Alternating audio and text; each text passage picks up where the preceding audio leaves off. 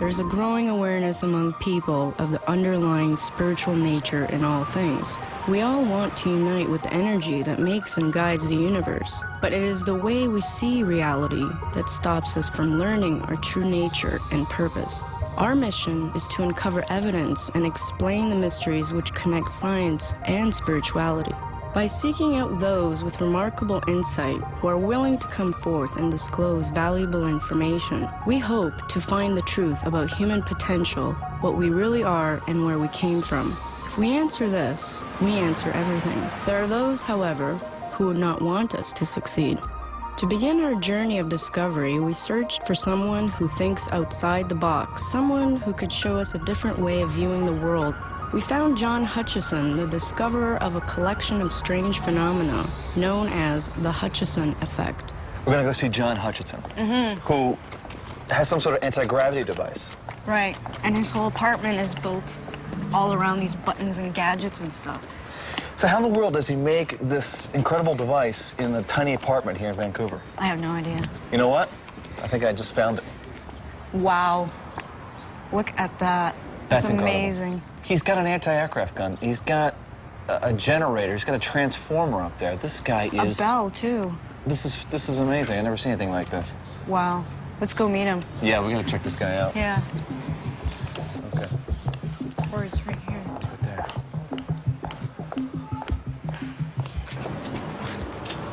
All right, he's gonna come down. There he is. Hey, John? Hey, how are you? I'm doing fine. How are you doing? How are you? Dominique, nice to finally meet you. Pleasure, man. Hey, I'm Rob. Hi, Rob. How you doing? Good, thanks. That's good to hear. I'm not sure what to expect. How can his laboratory also be his apartment? My intuition tells me that he is sincere and wants to share his discoveries with others.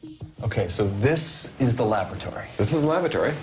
And behind this unusual door, you'll find a lot of unique things. And on the door, of course. Central Okay. Intelligence Agency. Yes. I see we're not the first people who've been here. No. There's been a lot of interesting folks that have been here. All right, let's take a look behind Let's it. see, yeah. Oh, for sure. Here we Door go. number 3 here. Wow. Look at all these buttons and gadgets.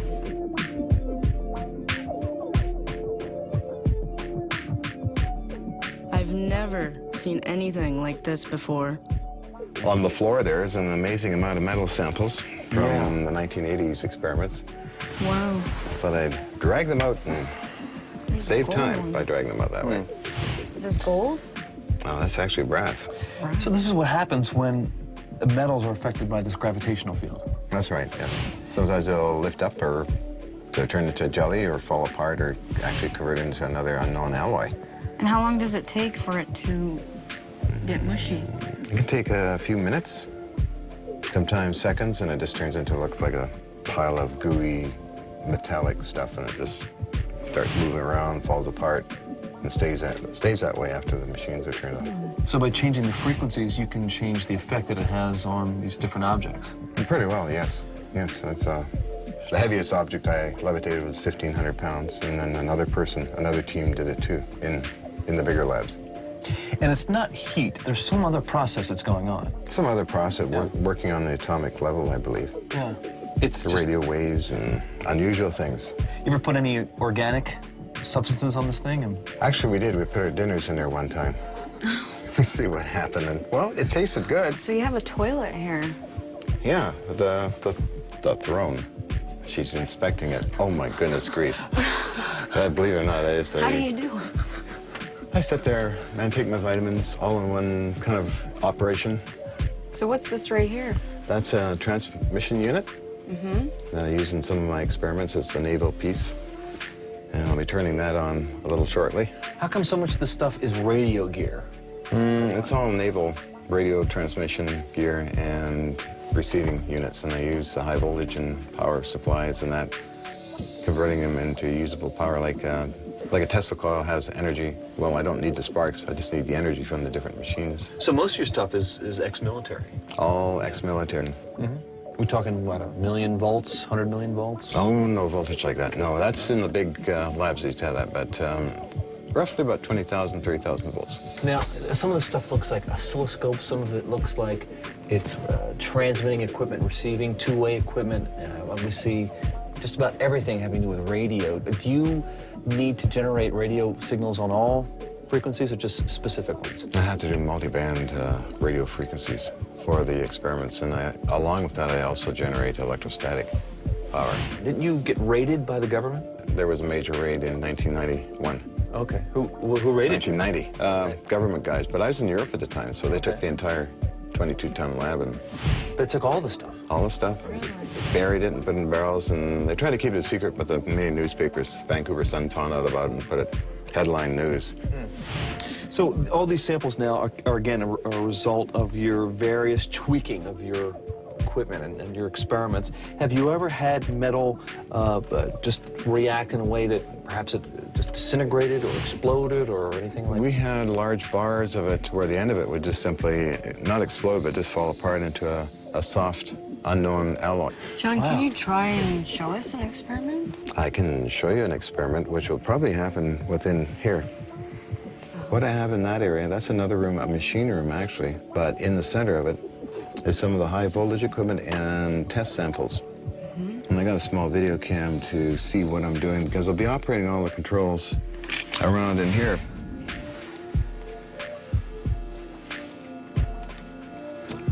Yep, that's good.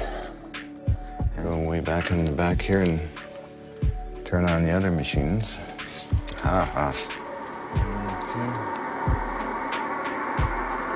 We engage certain Klystron power supply units. And what I'm doing is adjusting some high voltage in there along with electrostatic energy and RF fields. Go with this guy here.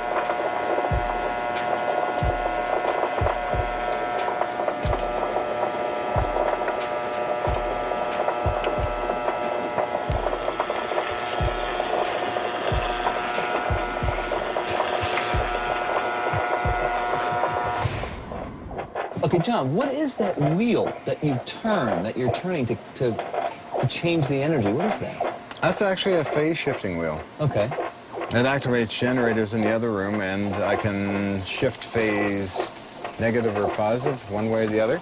All right. And I have an indicator system here that shows me up here when I'm doing it. Or also a gauge system where you can probably see it here, negative or positive. If I do it slow, and then I have the main one up here. And that engages what they call variometers. What their variometer is a coil and has an inner coil that tilts back and forth a little bit. So the RF frequency or radio waves are then caught and manipulated through phase shifting. This unit goes into a CM11, which is a old-style Navy transmitter. Basically here it's just more or less monitoring or running those pieces of equipment. I think I'm doing all right here. I got everything on. Power up the energy here.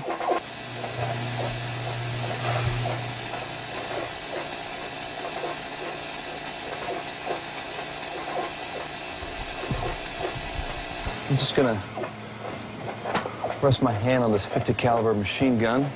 Kind of oily. Yeah, okay.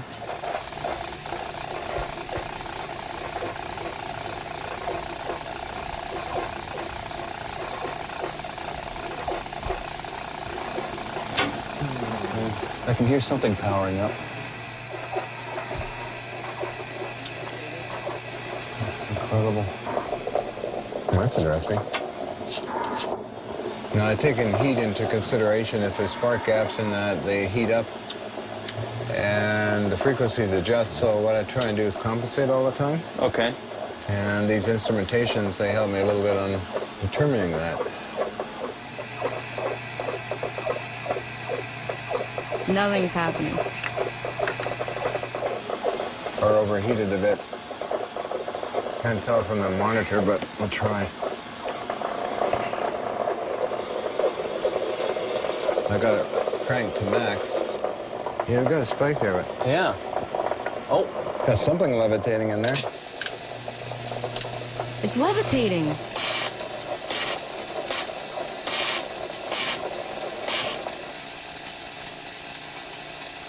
Dominique, we're gonna shut it down now. Okay.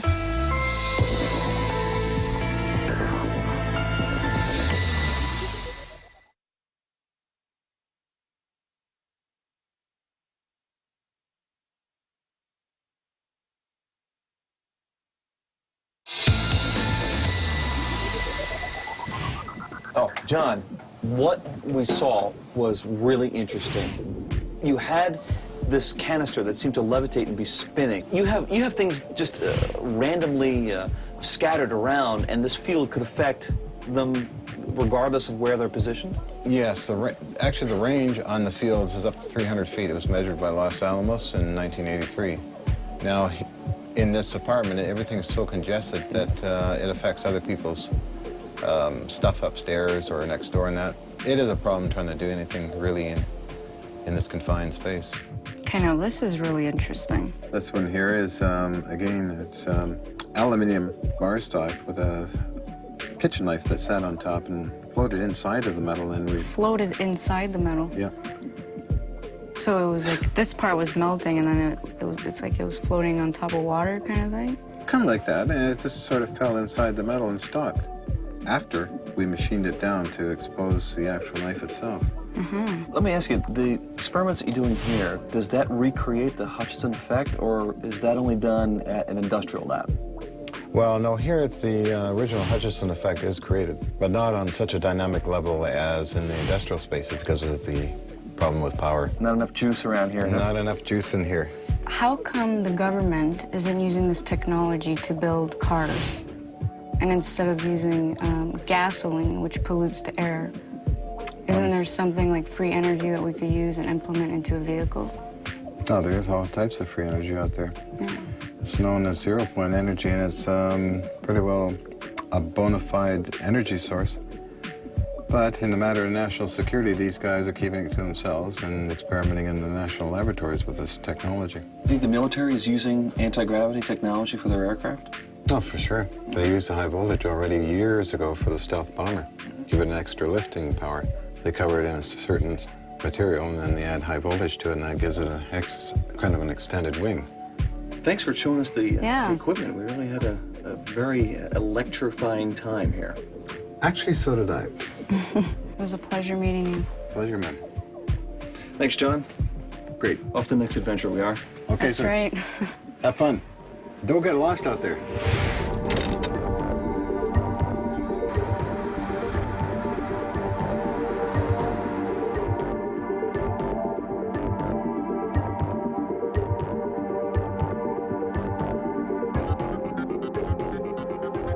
We could barely move through the narrow spaces in John's apartment, but somehow he seems to have enough room to generate these high-frequency currents that levitates objects, fuses different materials together, and spontaneously fractures metal.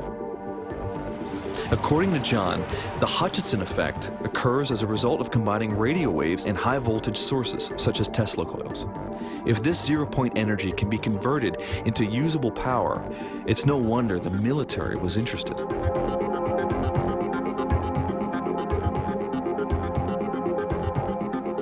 We needed to find another person involved with zero-point energy.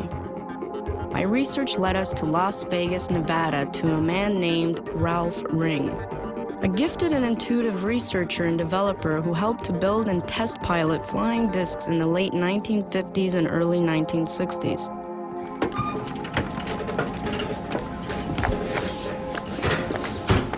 Hello. Well, hello. How you doing? How are you? Dominique. I'm doing fine. Welcome. Thank welcome you. Welcome to Las Vegas. Thank you. Thanks for Come on in. Yeah, sure.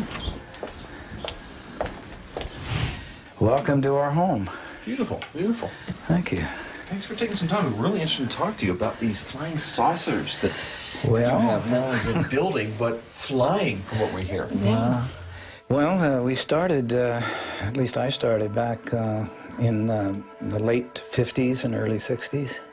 We've rebuilt, redesigned them for years after that. We want to now turn them into a form of habitation and transportation for people, so that their home will be their transportation as well.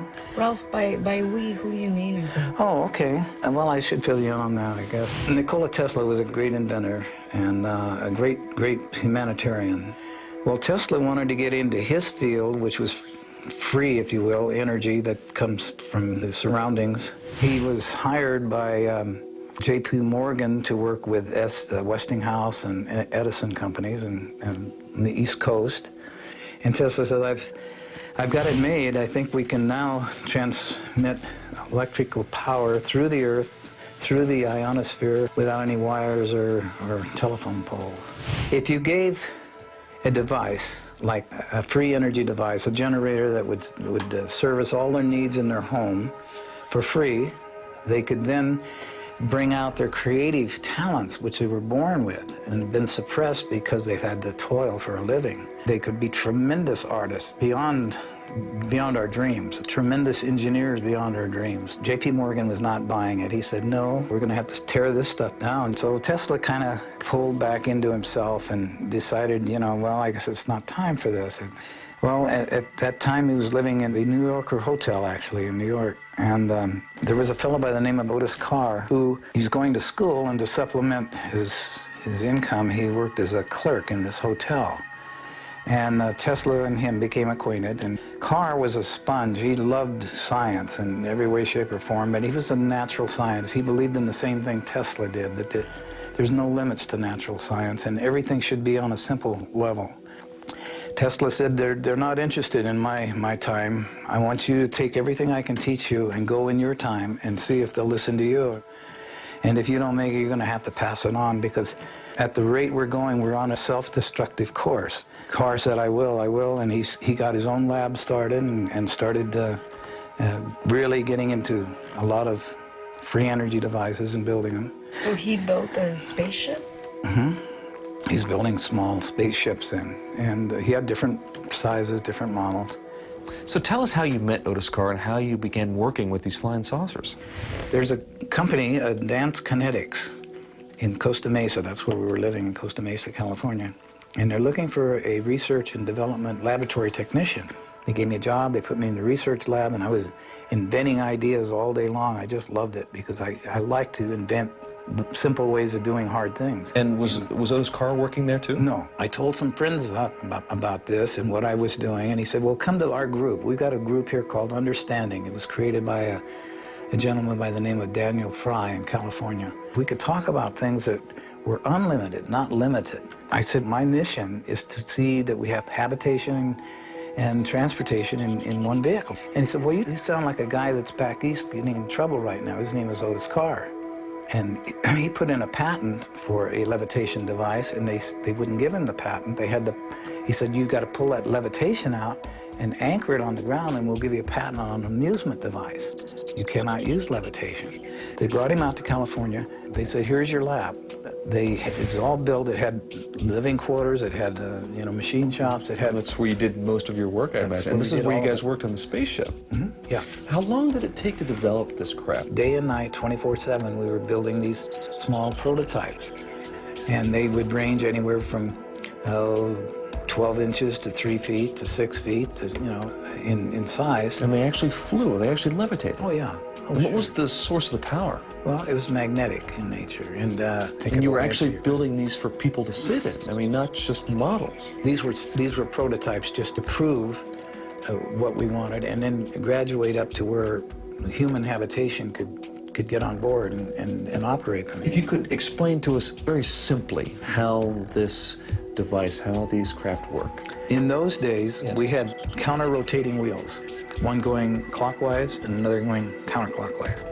We had a capacitor, we had small magnets, and we had what's called a Utron.